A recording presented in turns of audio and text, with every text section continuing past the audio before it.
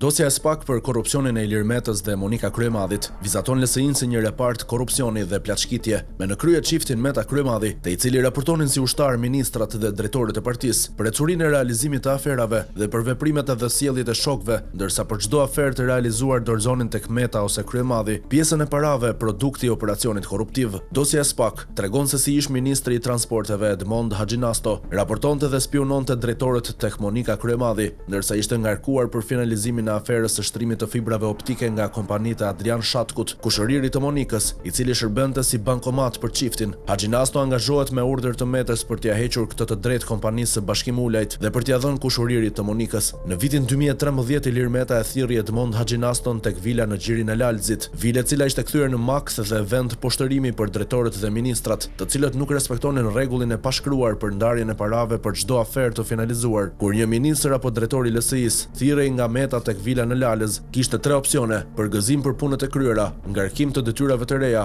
dhe poshtërim e dhunim për gabimet. Në sy të disa të pranishmëve, sapo Haxhinasto u shfaq me veshje zyrtare në ambientet e vilës, Ilir Meta urdhëroi të futej në pishinë. Ilir Meta urdhëroi të futej në pishinë siç ishte dhe të qëndronte duke notuar deri kur ai të urdhëronte të dilte nga pishina. Të pranishmëve u ka bërë përshtypje fakti që Haxhinasto u hodh menjëherë në pishinë pa bërë asnjë rezistencë, teksa notonte: kollarja e ministrit qëndronte e shtrirë mbi ujë. Ishte koha kur Haxhinasto i kishte vjedhur disa milionë euro në një banesë. Nuk dihet nëse ishte pjesë e parave që ishin të Ilir Metës apo Haxhinasto kishte mbledhur shumë të mëdha parash pa djeninë e Metës. Por ndëshkimi i Haxhinastos nga Meta ka ardhur pasi ministri kishte gënjur Monika Kryemadhin për tarifën e një afere korruptive. Biznesmeni që kishte paguar te Haxhinasto duket se e kishte informuar më pas Metën përmes një personi të tretë për pazarin e saktë. Në media janë ekspozuar informacione që Edmond Haxhinasto po ndërton 2 pallate në Torino të Italisë nëpërmjet kompanisë Air Fire Albania SHPK me ortake vajzën e tij. Gjithashtu Haxhinasto dyshohet se pastron para me disa kompani të Flyville, Grifal dhe Prolink. Në shtator 2021 Edmond Haxhinasto krijoi fondacionin Holy Cons me objekt financime e trajnimet të subjekteve që investojnë brenda e jashtë Shqipërisë në çdo sektor, përmes të cilit dyshohet se ka qarkulluar 15 milionë euro. Në datën 8 shkurt 2024, Edmond Haxhinasto bashkë me vajzën Eliza Haxhinasto krijoi firmën EHN Advisory me objekt krijim, grumbullim dhe menaxhim fondesh financiare, konsulencë dhe aktivitet të çdo lloji, brenda dhe jashtë Shqipërisë. 4 ditë pas krijimit e ndryshoi emrin, duke ia vënë në EHN Group dhe i shtoi si objekt shërbime, guida e transporte turistike brenda jashtë vendit, shitblerje pronash, catering, menaxhimi i qirave të bujtinave e apartamenteve, ndërsa pas 2 javësh Edmond Haxhinasto i dhuroi 25% aksione gruase Enkeleida Haxhinasto dhe e ktheu në fondacion pa tatime. Me kompaninë EHN Group, de facto fondacioni në pronësi të Edmond Haxhinastos, bashkëshortes e vajzës, të regjistruar si deg partnere e fondacionit Holy Cons, ai dyshohet se ka grumbulluar e qarkulluar 11 milionë euro. Sipas dosjes së SPAK, me të ardhur në pushtet si pjesë e koalicionit qeverisës me socialistët, Monika Kryemadhi ka bashkëpunuar me biznesmenin amerikano-shqiptar i quajtur Adrian Shatku, njeriu magjik në partinë e Ilir Metës për të hyrë në biznesin e fibrave optike. Shatku duket se ka qenë i pakursyer për Monikën, duke i dhuruar karta American Express, i paguan udhëtimet në Washington apo dhe shpenzimet për klinikat, në të cilat Kryemadhi thotë se ka shkuar për arsye shëndetësore. Por si çdo gjë në jetë,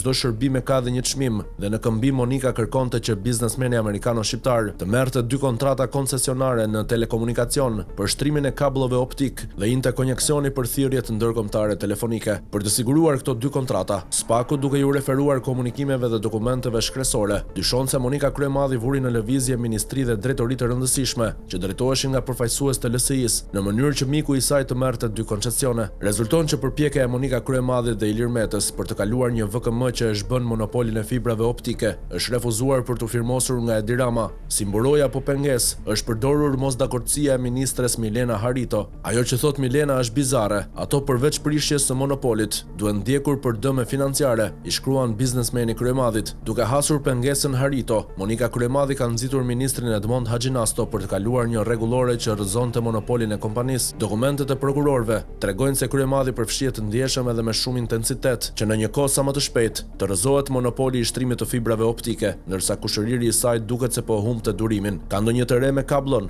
Investitorët po humbasin besimin. Duhet vepruar tani. Thuhet në një email të datës 17 shtator 2014 që Monika Kryemadhi mori nga kushëriri i saj amerikan Adrian Shatku. Një ditë më vonë, Kryemadhi informon biznesmenin se gjithçka do të mbyllej brenda javës. Besoj këtë javë, mi bëj një kërkesë zyrtare Mondit, që t'i japi të drejtë për të vendosur fibrat në akset e rrugës, me letër jo elektronike, ta printojmë, porosit Kryemadhi. Pas këtyre emaileve, gjithë Ministria e Infrastrukturës dhe Energjisë vihet në lëvizje.